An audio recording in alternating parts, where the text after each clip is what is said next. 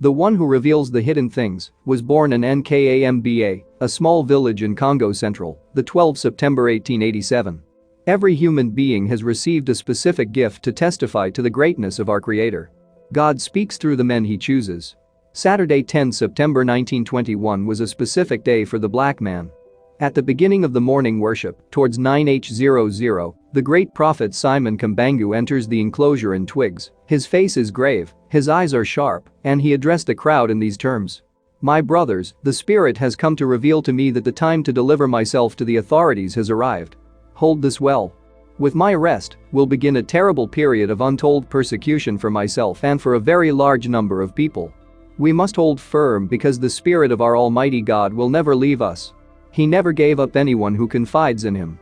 The colonial government authorities will impose a very long silence on my physical person, but they will never succeed in destroying the work I have done, because it comes from our God, the Father.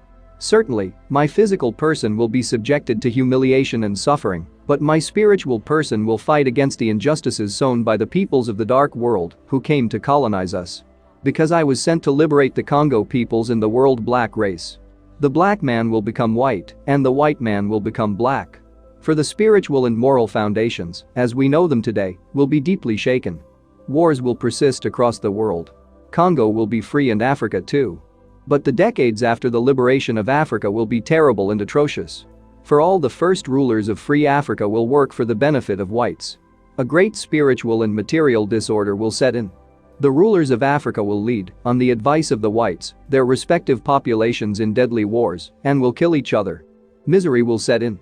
Many young people will leave Africa in the hope of finding well-being in the white countries. They will speak all the languages of the whites. Among them, many will be seduced by the material life of whites. Thus, they will fall prey to whites. There will be a lot of mortality among them, and some will not see their parents again. It will take a long time for the black man to become spiritually mature. This will enable him to acquire his material independence. Then will be accomplished a third step. In this one will be born a great divine king. He will come with his three powers: spiritual power, scientific power and political power. I will be the representative of this king myself. I will liquidate the humiliation that, since the earliest times, blacks have been constantly inflicted. Because, of all the races of the earth, none has been so much mistreated and humiliated as the black race. Keep reading the Bible. Through his writings, you will come to discern the acts of those who came to bring you this book and the writings or moral principles contained in this book. A thief must be seized with the object he stole. We will have our own sacred book, in which are written hidden things for the black race and the Congo people. An instructor will come before my return to write this book and prepare for the arrival of the king. He will be fought by the generation of his time, but little by little, many people will understand and follow his teaching. For without this teacher, who will prepare the Congo peoples? Because the arrival of the king will be very dark and without forgiveness. So, the people of Congo must be educated before this event.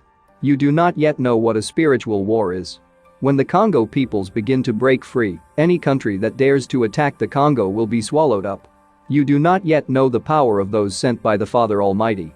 What is the use of man to attack God if, on the day of his death, even if he had many material goods, he does not even have time to arrange his finger?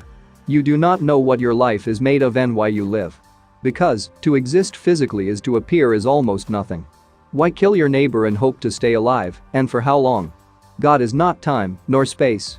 He is an all in the all. The Congo generation will lose everything. It will be confused by perverse teachings and moral principles of the European world. She will no longer know the marital principles of her ancestors. She will ignore her mother tongue. So I urge you not to neglect or despise your maternal languages. They must be taught to your children and grandchildren. For there will come a time when the languages of the whites will be forgotten. God the Father has given each human group a language that serves as an alliance of communication.